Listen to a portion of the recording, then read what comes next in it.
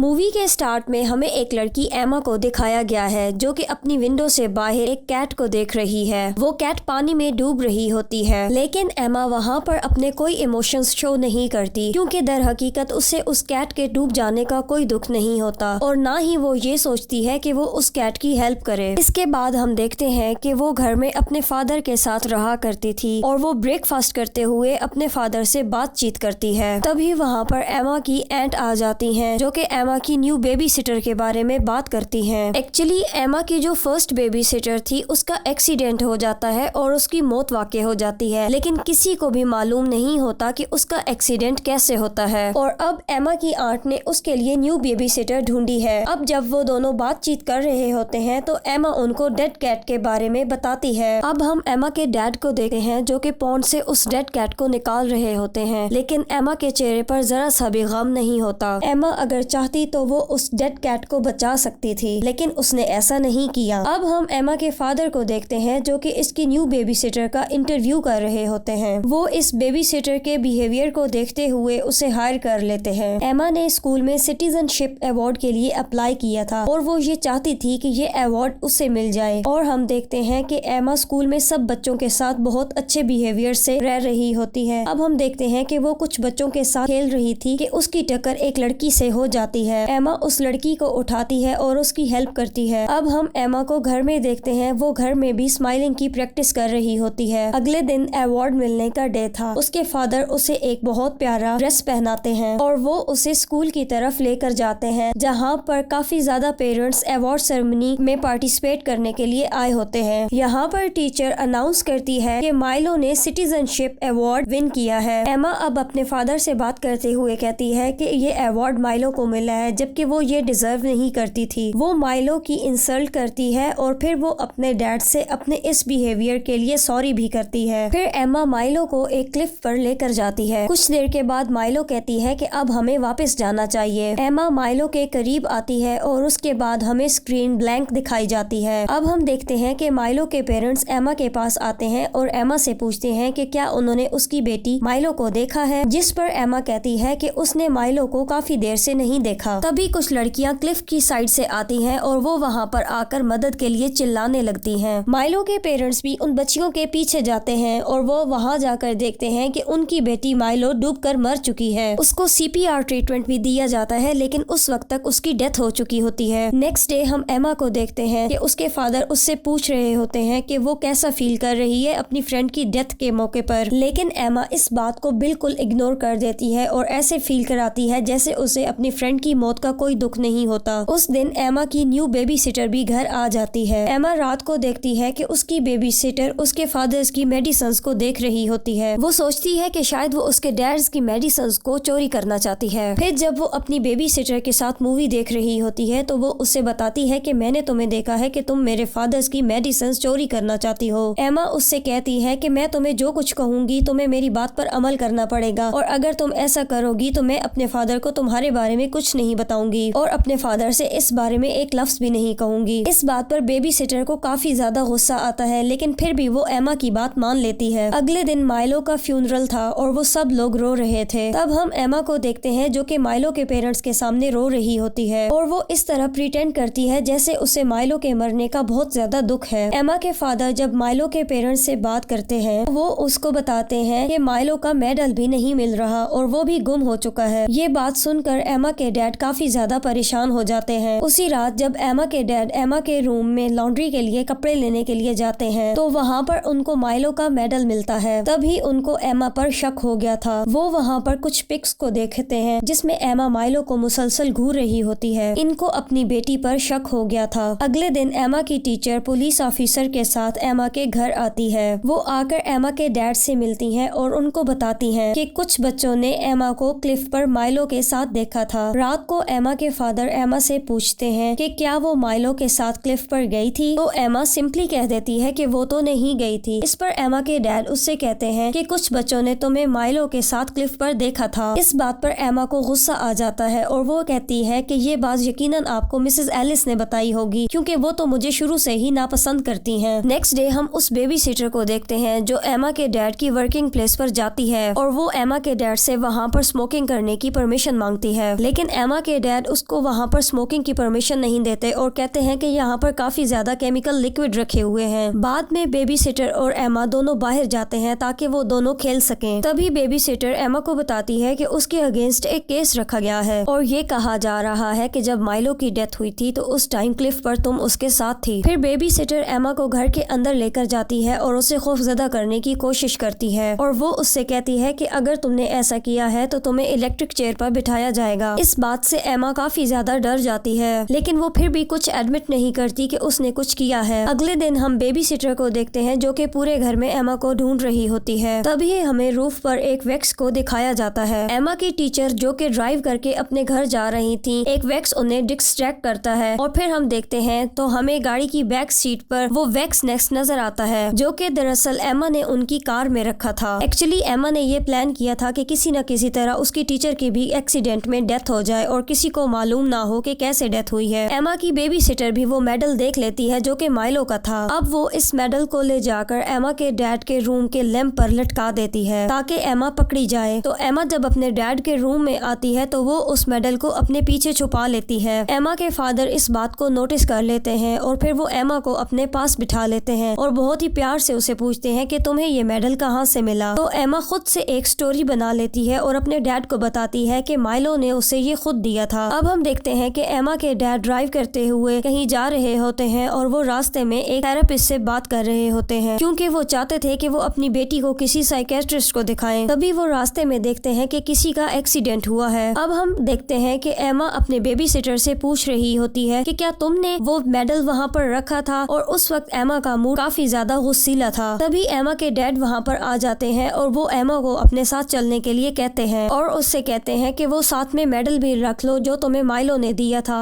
और फिर वो उसे माइलो के घर ले जाते हैं। एमा वो मेडल माइलो की मदर को रिटर्न कर देती है, लेकिन माइलो की मदर काफी ज्यादा कंफ्यूज हो जाती हैं। वो काफी ज्यादा कंफ्यूज थी। फिर वो एमा के डैड को बताती हैं कि मिसेस एलिस की डेथ हो चुकी है एक कार एक्सीडेंट में। ये सुनकर एमा रोने लगती है जैसे वो ये शो करना चाह रही हो कि वो उसकी फेवरेट टीचर थी। और फिर जब वो अपने डैड के साथ घर वापस आ रही होती है तो वो बिल्कुल ही भूल जाती है अपनी टीचर के डेथ के बारे में, और वो अपने फादर से कहती है कि वो घर जाकर बेबी सिटर के साथ अपनी कुकीज बेक करेगी। उसके फादर उसके इस बिहेवियर पर काफी ज्यादा हैरान और परेशान थे। नेक्स्ट डे हम एमा के डैड को देखते हैं जो कि अपनी वर्किंग प्लेस पर काम कर रहे होते हैं। तो तभी वो नोट करते हैं कि वहाँ पर वैक्स नेक्स्ट गायब है जो कि पहले वहाँ मौजूद था। अब उनको शक हो रहा था कि शायद मिसेस एलिस की डेथ में भी उनकी बेटी का हाथ है। अब हम एमा की साइकेट्रिस्ट को देखते हैं जिसकी एमा के साथ फर्स्ट मुलाकात थी। वो साइकेट्रिस्ट एमा के डैड को बताती है कि आपकी बेटी बिल्कुल नॉर्मल है, उसे कोई भी तकलीफ या बीमारी नहीं है, वो बिल्कुल नॉर्मल बच्चों की तरह है और वो एक नॉर्मल बच्ची है। दरअसल एमा ने उस साइकेट्रिस्ट को भी अपनी बातों में उलझा लिया था। नेक्स्ट डे एमा की बेबी सिटर उसके पास जाती है और उसको जाकर कहती है कि मैं तुम्हारी स्टेप मदर भी बन सकती हूँ क्योंकि तुम्हारे फादर मुझसे प्यार करते हैं। इस बात पर एमा को काफी ज्यादा गुस्सा आ जाता है और वो जाकर अपने डैड से पूछती है कि बेबी सिटर मुझसे कह रही है कि वो मेरी स्टेप मदर बनना चाहती है, क्या आप उसको लाइक करते हैं? तो उसके फादर इस बात का उससे कोई जवाब नहीं देते और उसके फादर फिर वहाँ से चले जाते हैं। अब हम देखते हैं कि बेबी सिटर जिसका नाम क्लोई है वो टीवी देख रही होती है। तभी उसको आउट हाउस से शोर की आवाज सुनाई देती है। वो एमा को ढूंढने के लिए घर से बाहर जाती है। वहाँ पर वो एक शेडो देखती है और वो फौरन आउट हाउस में चली जाती है। तभी वहाँ पर कोई आउट हाउस का दरवाजा बंद कर देता है। वो आउट हाउस में फंस चुकी थी। फिर तभी हम देखते हैं कि आउट हाउस में आग लग जाती है। क्लोई देखती है कि विंडो से बाहर एमा खड़ी थी और एमा ने ही उस आउट हाउस में आग लगाई थी। फिर हम क्लोई को देखते हैं जो कि उस आग में जलकर मर जाती है। जब ये बात एमा के डैड को पता चलती है तो वो फौरन से फायर ब्रिगेड को कॉल करते हैं। वो आकर आग बुझाते हैं, लेकिन उस वक्त तक क्लोई की डेथ हो चुकी होती है। अब एमा के डैड रात को उसके रूम में आते हैं और उसको कहते हैं कि क्या तुम ही ने माइलो को हर्ट किया था? वो एमा से कहते हैं कि बेटा मैं तुम्हें बचाने की पूरी कोशिश करूंगा, लेकिन उसके लिए तुम्हें मुझे सब कुछ सच सच बताना पड़ेगा। इस बात पर एमा अपने डैड से कहती है कि हाँ मैंने ही माइलो को मारा था, मैंने ही उसे क्लिफ से धक्का दिया था। अब एमा के डैड उससे उसकी पहले वाली बेबी सिटर के बारे में पूछते हैं तो एमा कहती है कि हाँ उसने उस वक्त गुस्से से मेरा हाथ पकड़ा था और मैंने उसे स्टेयर से धक्का दे दिया था। अब लास्ट में एमा के डैड उससे क्लोई के बारे में पूछते हैं। इस पर एमा को काफी ज्यादा गुस्सा आ जाता है और वो कहती है कि हाँ मैंने ही मारा है क्योंकि उसने मेरी स्टेप मदर बनने की कोशिश की थी, तो इसलिए मैंने उसे भी मार दिया। अब एमा के डैड पूरी तरह हकीकत जान चुके थे। वो ये ये जान चुके थे कि ये सब कुछ उनकी बेटी ने किया था, इसलिए वो बहुत ज्यादा परेशान हो जाते हैं। वो परेशान हो गए थे कि उनकी छोटी सी बेटी इतने बड़े बड़े क्राइम कर रही है। एमा अपने डैड से कहती है कि नेक्स्ट टाइम वो ऐसा कोई काम नहीं करेगी, लेकिन एमा के डैड काफी ज्यादा डर गए थे। नेक्स्ट डे शेरिफ एमा के डैड को कॉल करता है। वो कहता है कि वो लोग एमा से मिलना चाहते हैं, लेकिन एमा के डैड एक्सक्यूज कर देते हैं कि एमा बीमार है और अभी वो नहीं मिल सकती। एमा के डैड काफी ज्यादा डर जाते हैं कि कहीं पुलिस वाले उसकी बेटी को पकड़ कर ना ले जाएं, इसलिए वो एमा को दूर लेक हाउस पर ले जाते हैं। हाउसकीपर वहाँ पर उनका वेलकम करता है। इसी दिन शेरिफ दोबारा से एमा के डैड से कांटेक्ट करता है और उनको बताता है कि आग खुद ब खुद नहीं लगी थी, बल्कि वो आग लगाई गई थी। एमा के डैड ने घर में प्रोटेक्शन के लिए एक गन भी रखी हुई थी और वो ये सोच रहे थे कि वो इस गन का यूज कभी भी कर सकते हैं। इसी रात एमा सारे स्टोव्स ऑन कर देती है ताकि गैस की वजह से उसके डैड की मौत हो जाए। वो घर के तमाम डोर्स बंद करके खुद घर से बाहर चली जाती है। तभी एमा के डैड की आंख खुल जाती है और जब वो गैस को सेंस करते हैं तो वो फौरन से विंडोज को ओपन कर देते हैं। वो देखते हैं कि एमा विंडो से बाहर है। तभी वो समझ जाते हैं उनकी बेटी ने ही उनको मारने की साजिश की है। वो अपनी बेटी के पास जाते हैं और जाकर उससे पूछते हैं कि तुमने ऐसा क्यों किया। तो वो अपने डैड से गुस्से से कहती है कि अगर आप मर भी जाएं तो मुझे फर्क नहीं पड़ता, मैं अपनी आंट के पास चली जाऊंगी जो कि काफी ज्यादा अच्छी है। और तब उसके डैड उसको बहुत आराम से अपने घर में वापस ले आते हैं और तभी वो रात को उसको हॉट चॉकलेट में ड्रग्स डालकर दे देते हैं। नेक्स्ट हम देखते हैं कि एमा के डैड सो रहे होते हैं और एमा उनके सामने खड़ी है, लेकिन उसके हाथों में गन होती है। वो अपने हाथों से अपने फादर को शूट करती है, लेकिन वो बुलेट उसके फादर को नहीं लगती, बल्कि वो फुल बुलेट पिलो में चली जाती है। तो तब उसके फादर कहते हैं कि तुम अब तक कैसे जाग रही हो। एमा अपने डैड से कहती है कि आपने मेरी हॉट चॉकलेट में ड्रग्स मिलाई थी और मैंने देख लिया था, इसलिए मैंने अपनी हॉट चॉकलेट को आपकी हॉट चॉकलेट से तब्दील कर दिया था। एमा अपने डैड को शूट करना चाहती थी, लेकिन तभी उसके डैड उससे वो गन छीन लेते हैं। एमा जल्दी से 911 पर कॉल करती है और वॉशरूम में जाकर छुप जाती है। वो 911 पर कॉल करके बताती है कि उसके डैड उसको मारना चाहते हैं। तभी गार्ड भी गन की आवाज सुनकर वहाँ पर आ जाता है। वो आकर देखता है कि एमा बाथरूम में छुपी हुई है और उसके फादर उसको गन पॉइंट पर लेकर खड़े हैं। गार्ड एमा को बचाना चाहता था, लेकिन तभी हम देखते हैं कि एमा के डैड एमा पर जो कि बंदूक ताने खड़े थे, एमा को मारने के बजाय उसी बंदूक से खुद को शॉट कर लेते हैं। एमा देखती है कि उसके डैड ने उसके सामने ही खुद को शूट कर लिया था। मूवी के लास्ट सीन में हम एमा की आंट को देखते हैं। वो उसको लेने के लिए आई हैं। वो उसको हक करती हैं और उसको कहती हैं कि तुम्हारे डैड तो मेंटली सिक थे। वो सबको बताते थे कि ये सब कुछ एमा ने किया है। ऐसा कैसे पॉसिबल है? इसका मतलब ये है कि एमा की आंट को एमा पर काफी ज्यादा ट्रस्ट था और इसी के साथ ये मूवी एंड हो जाती है।